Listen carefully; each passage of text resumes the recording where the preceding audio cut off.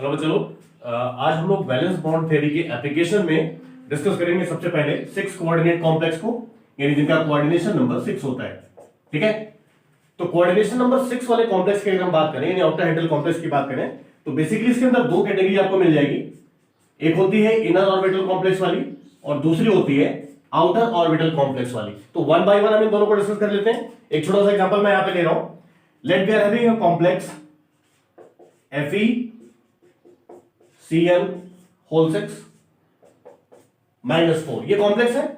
अगर आप इसका IUPAC नेम लिखोगे तो this will be hexacyanidoferrate second ion. ठीक है, अब इस कॉम्प्लेक्स का फॉर्मेशन अगर आप DBT के अकॉर्डिंग कर रहे हैं, बैलेंस बॉन्ड थ्योरी के अकॉर्डिंग कर रहे हैं, तो बड़ी सीधी सी बात आपको याद रखनी है, 3 स्टेप फॉर्मेशन होता है। ठीक है, क्या करना है आपको?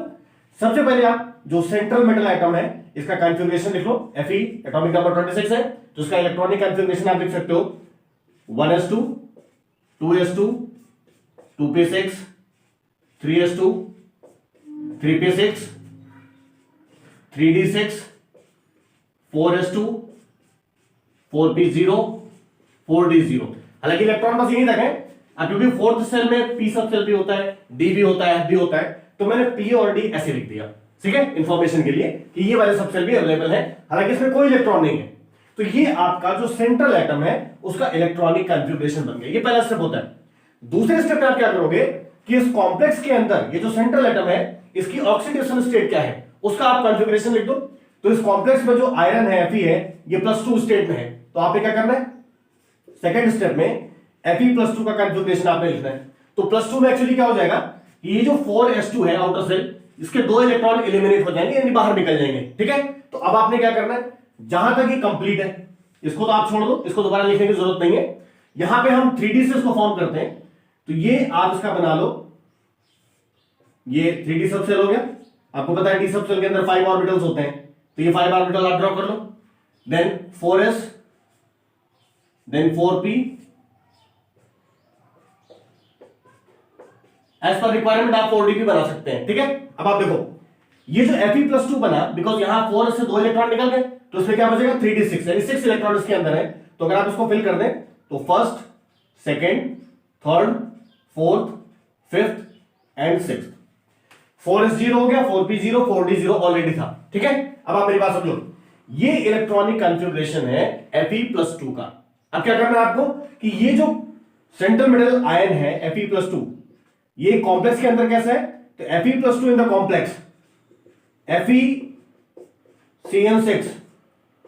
अब मेरी बात जरा ध्यान से समझना, इस सेंट्रल मेटल आयन को जब साइनाइड लिगेंड अप्रोच करते हैं तो साइनाइड क्या होता है, स्ट्रॉन्ग लिगेंड है। ये पॉइंट आप याद कर लो, मैंने भी आपको बताया था लास्ट वाले लेक्चर में कि साइनाइड CO NO2 NH3 ये 4 आप याद कर लो। ये बेसिकली स्ट्रॉन्ग लिगेंड की तरह ट्रीट होते हैं, और इन स्ट्रॉन्ग लिगेंड का काम क्या होता है कि ये सेंट्रल मेटल एटम या आयन के इलेक्ट्रॉन्स की पेयरिंग कराते हैं। ठीक है, तो पेयरिंग कैसे कराएंगे, जब ये साइनाइड Fe+2 पे अप्रोच करता है तो यहां पे क्या होता है कि इसके जो अनपेयर्ड इलेक्ट्रॉन है ये अंदर शिफ्ट होकर पेयर हो जाते हैं इस तरीके से।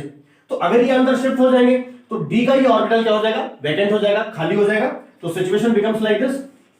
ये आपका जो 3D सबसेल है आप इसको बना लो, इसमें बिल्कुल कोई रटने वाली चीज नहीं है, और इसके सारे इलेक्ट्रॉन अगर हम पेयर कर दें तो ये ऐसा बन जाएगा, 3D के 2 ऑर्बिटल खाली हो गए, एक 4s का ऑर्बिटल खाली हो गया, और ये 3 आपके पास p के हैं 4p।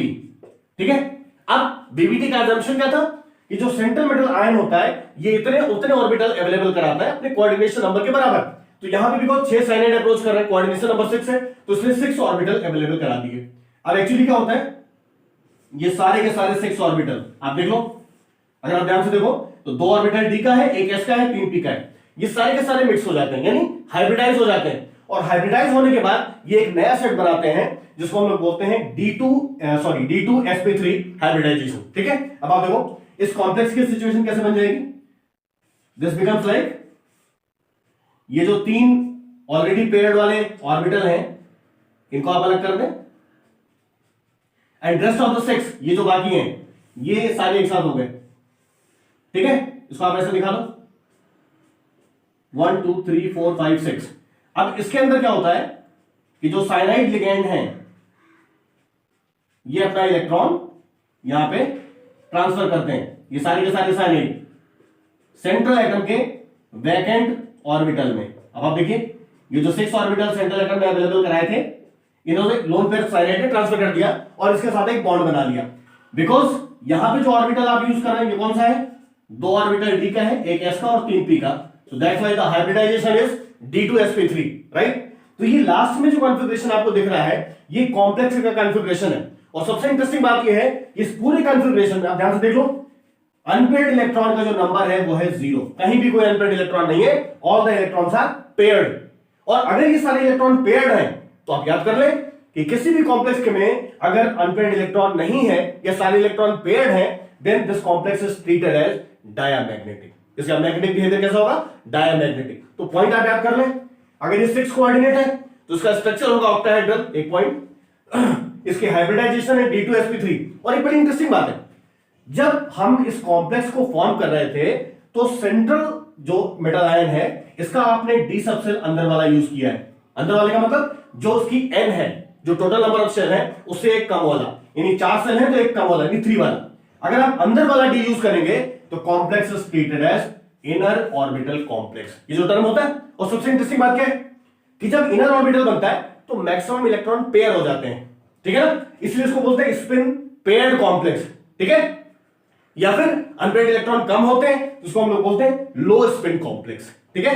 कोई दिक्कत वाली बात नहीं, आप इसको आराम से अप्लाई कर सकते हैं। और एक पॉइंट यहां पे मैं एक्स्ट्रा आपको बता दूं इसी से related, if you are having the complex से FeCN6 -3, ये वाला मैंने कौन सा लिया था, -4 का, तो ये -3 के अंदर क्या हो जाएगा, हेक्सासाइनाइडोफेरेट थर्ड आयन। केवल ऑक्सीडेशन नंबर का चेंज होता है, ध्यान से मेरी बात सुनना, केवल ऑक्सीडेशन नंबर का चेंज होता है। तो अगर इस कॉम्प्लेक्स का डिस्कशन आ जाए कि भाई बीबीटी के अकॉर्डिंग आप इसको एक्सप्लेन करिए, तो सीधी सी बात है, पहला स्टेप बिल्कुल सेम रहेगा, Fe का कॉन्फ़िगरेशन आपको लिखना है जैसा लिखा हुआ है। सेकंड स्टेप जब आप यहां पे मेंशन करोगे आयन के रेस्पेक्ट में, तो Fe+2 की जगह क्या बन जाएगा, Fe+3।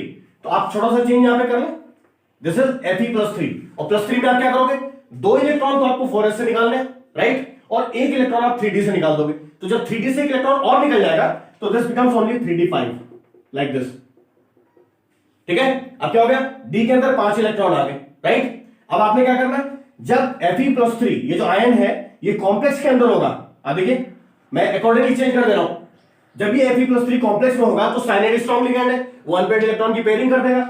तो 5 अनपेयर्ड इलेक्ट्रॉन जब पेयर होते हैं ना, तो ये कैसे पेयर होते हैं, आप इसको कैसे भी पेयर कर लो, इसमें एक अनपेयर्ड इलेक्ट्रॉन बच जाएगा, पक्का बच जाएगा, ठीक है। तो वो अनपेयर्ड इलेक्ट्रॉन यहां पे आ गया, सी लाइक दिस। बाकी की जो वैकेंट ऑर्बिटल थे आपस में मिक्स हो जाते हैं, हाइब्रिडाइज हो जाते हैं, हाइब्रिडाइजेशन यहां भी d2sp3 बनेगा, ठीक है, पक्का। अब आप देखो ना, अगर इसके अंदर एक अनपेयर्ड इलेक्ट्रॉन आ जाए, इस कॉम्प्लेक्स में अनपेयर्ड इलेक्ट्रॉन एक आ जाए, तो कॉम्प्लेक्स का मैग्नेटिक बिहेवियर बदल जाएगा, and now this complex is treated as paramagnetic complex.